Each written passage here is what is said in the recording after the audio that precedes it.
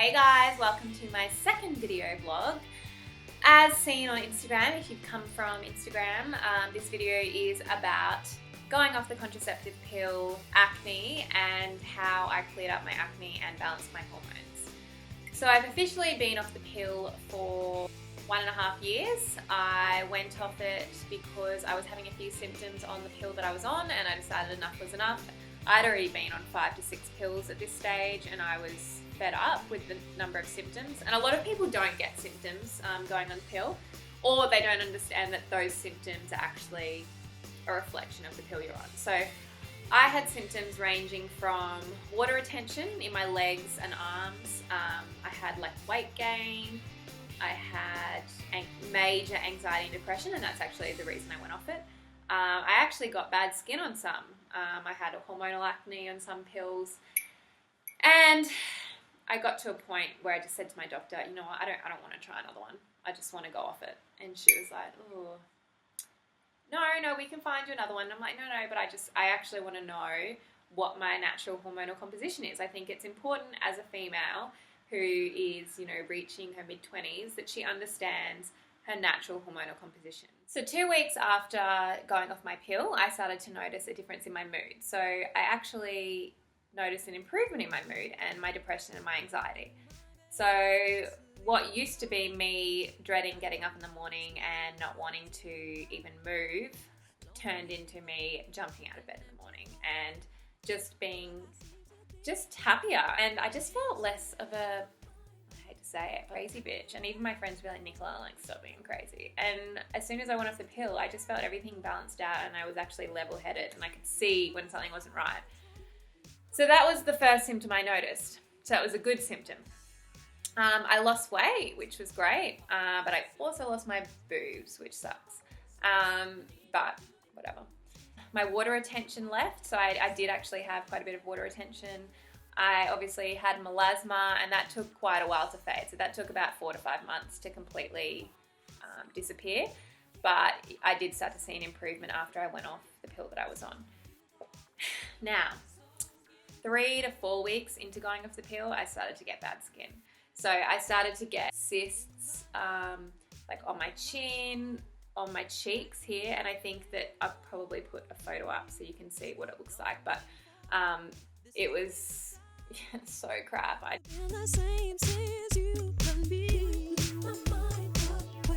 Turned into me being in a great mood, ended in me being really self-conscious, not wanting to go out because I didn't want people to see my skin. Sometimes I wouldn't go to work. I would stay at home like all day and take off my makeup, reapply it, and then try and cover it up and buy all these products online to try and conceal my problem, probably my problems as well, but conceal my skin. And it just started becoming ridiculous to the point of me thinking, okay, I need to actually do something about this. I'm not going back on the pill because I just was so against it, but I needed to figure out a solution.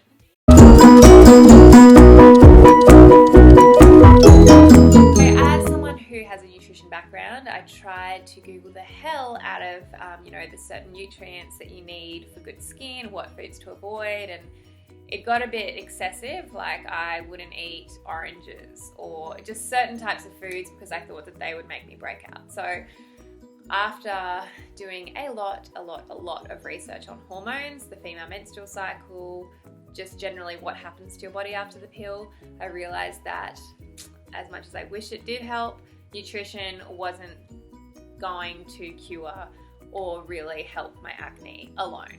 Certain foods do help, and don't get me wrong, it's great to have a really nutritious, great diet, but if you're talking about hormones, there are causes which sometimes just can't be fixed by eating a certain way.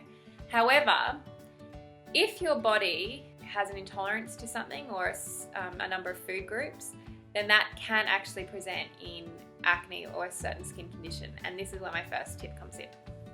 So if I were you right now, and if you've got acne or you're going off the pill, the first thing I would do would be to cut out dairy, cut out refined sugars, and cut out refined carbohydrates for 3 to 4 weeks. Now, the aim of this is to actually figure out if your skin condition is diet related or if it's actually hormonal related. And usually you can tell on your skin, you know, if it's really cystic and it's down where your chin is, under your chin, on your cheeks, and that's usually an indication of a hormonal type of acne. If it's around your mouth and I think it's on your forehead, then it's usually digestion and, you know, the gut. So then you can start to think of maybe, you know, you have an intolerance to refined carbohydrates or dairy, and, you know, if your body does have an intolerance, usually what happens is your body becomes inflamed. You know, your cortisol levels might increase, you know, your gut's not effectively working, so then it creates bad gut bacteria in your body. Your gut is connected to your mind, so then you start getting depressed. It's just, people don't understand how much your gut is connected to your body and your mind, and it just is literally, you need to work on the inside out. It's just what you have to do. So that would be my advice, to cut out those 3 groups. I cut out dairy for 3 to 4 weeks. Within 2 weeks of cutting out dairy, I already noticed an improvement in my skin. And I also had a type of psoriasis. Well, actually it wasn't psoriasis. It ended up being dermatitis. And I also had like flaky, dry skin in my hair, which was actually a cause of stress. But as I stopped eating dairy, my skin conditions cleared up. I still did, if I got stressed, I still do get skin reactions. That's just what my body does in response to stress. I also get IBS, and as soon as I'm stressed, I'm like, it's just going through me. It's just going through me. So anyway, moving on, that was my first step.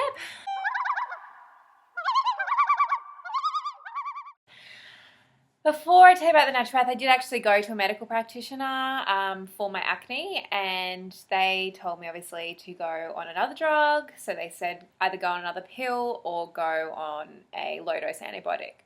I ended up going on a low-dose antibiotic because I was desperate, and I remember I was seeing this guy, and I would go to bed with makeup on my face every night and be really self-conscious. So the things we do for men. Anyway, I went on this low-dose antibiotic and I became like addicted to it. Not physically addicted, but to the appearance of my skin. So I ended up being on it for 8 months, which is not right. You shouldn't be on it for a low-dose antibiotic for that long. They usually use it, allow people to go on it for a temporary period. And any antibiotic can change your gut flora. And going on one for 8 months can significantly change your gut flora. And I had developed IBS. I know it's gross, but I was getting diarrhea every day. I could tell I wasn't absorbing any nutrients, just through the way that I was going to the toilet all the time. Just after a meal, I'd need to go to the toilet. You know, I just looked sick. Like, I just didn't look very well. And yeah, my doctor said, no, you need to go off these antibiotics. Enough is enough. So I went off it, but obviously the doctor could only really help me with drugs and give me drugs and temporary solutions, and I wanted a permanent fix. So I went to a naturopath, and what naturopaths can do is do a saliva test. So this saliva test is taken at a certain time of the month. I'm not sure if it's morning or afternoon or if that even makes a difference, but what it does is test your hormone levels, and it provides an indication of whether you're estrogen dominant, whether you have low estrogen levels, whether you have high testosterone levels. I think it provides an indication of your progesterone, and that essentially tells the practitioner, you know, what's going on in your body, where, you know, you might need help, you might need a certain supplement to try and boost a certain hormone.